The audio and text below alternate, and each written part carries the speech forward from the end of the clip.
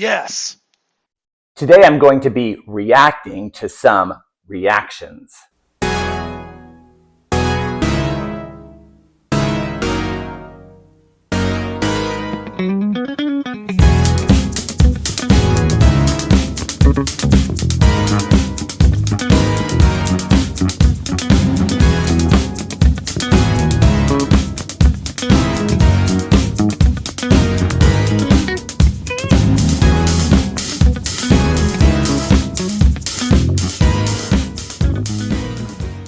So the new Masters of the Universe trailer is out and everyone's a-buzzing.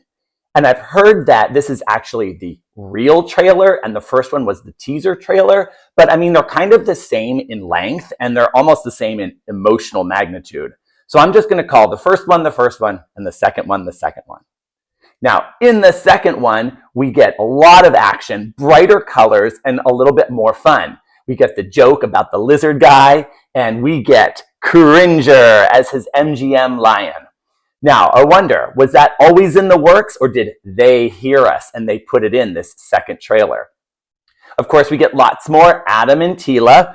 We do get to see Tila with her hair up, and I'm very excited for that look for her.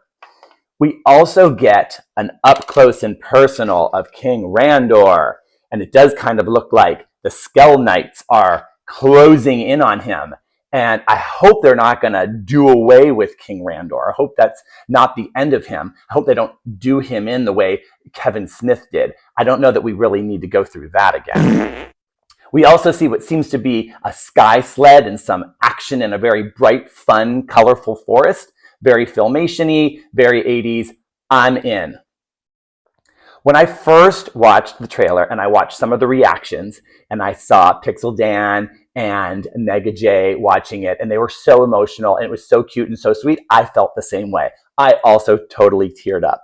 Such nerds.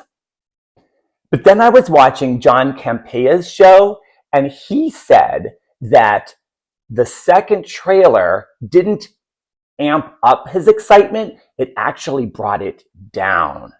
And I kind of thought about that for a moment. And I was like, to be fair, the second trailer didn't amp up my excitement either. I wouldn't say it brought it down, but it was just kind of a plateau. And it kind of created a little existential crisis in me. Why is that? Why did I feel that way? Was it because the first trailer was just so awesome and I was so pumped for it? And my emotional expectation was set so high that it couldn't really be capped again? Possible. Now, one critique was that there's too much CGI. And I definitely agree with that. I mean, I'm a kid of the 80s. I like a practical effect. If Masters of the Universe could look like Labyrinth or The Dark Crystal, I would die. That would be perfection. If Jim Henson was still here to be able to produce a Masters of the Universe, that would be amazing. I mean, not to mention a Muppet version of Masters of the Universe would also be amazing, but I digress. The reality is, in a modern era of modern filmmaking and the business of Hollywood, is that practical effects are just too expensive. And so I've had to give up that fantasy, and I've just had to concede to the fact that there's going to be CGI. There's going to be a lot of CGI. And so I'm kind of okay with that.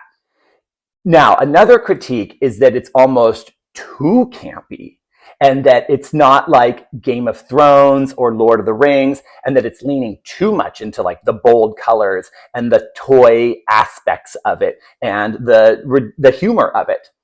But I disagree. I don't think it could be funny or campy enough. I love the old 80s version. That's my #1 He-Man version of all time. And so as campy as it gets, I'm all in. I remember years ago when the Wonder Woman movie was still in production hell, and it had been tossed around from director to producer to actress and whatever. And I remember there was a quote at the time where whoever was given the reins at that moment said, well, we're certainly not going to be putting her in star-spangled panties. And I thought, what? Well, then it's not Wonder Woman. I mean, we've already had that. We had Elektra, and Elektra is not Wonder Woman. So I couldn't be more thrilled that this current version of He-Man looks like He-Man. the costumes, the coloring, the faces, the effect. I am all in. Now, maybe He-Man, maybe Nicholas Galitzine is like a little young, maybe a little small. I mean, there's been that critique that he's not built like Dolph Lundgren was, but I mean, who's built like Dolph Lundgren? And possibly the fact that Nicholas Galitzine is a little bit young also plays into sort of my last critique that I've heard about, is that maybe the new movie is skewing too young, and that it's almost like a YA or a young audience target. And so I'm not really sure who is the target demographic. Are they trying to sell this to kids? Are they trying to sell this to adult fans? Not really sure. I mean, it is definitely working for adult fans. Myself, I can speak to that. Kids are a tricky audience. I just recently was working with some middle school age kids, and I was showing them an Ames film from the 70s, those educational films that was narrated by Philip Morris. And these kids absolutely were repulsed by it. They had a visceral reaction to the 70s filmmaking. One little girl said that it was uncanny. They were literally cringing and sort of like squirming in their skin over it. Modern kids really struggle with things that we think is cool. I know there's a meme out there right now about like millennial parents that are trying to make their kids watch The Land Before Time, and they're absolutely cringing over that as well.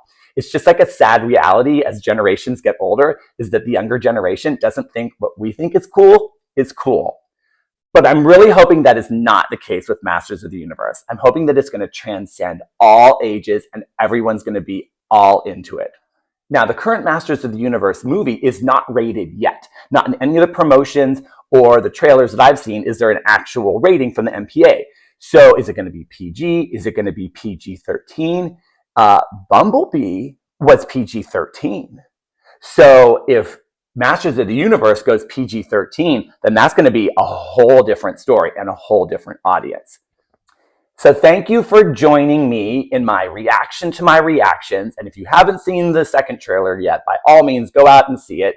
And we can only wait. Will there be more trailers? Will there be more promotion? Will there be McDonald's Happy Meals?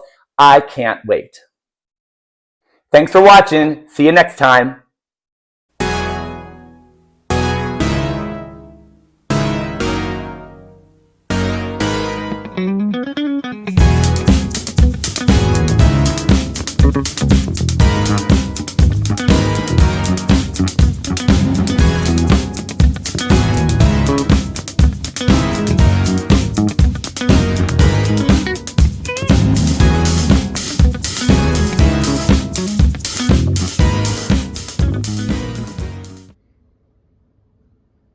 Subscribe!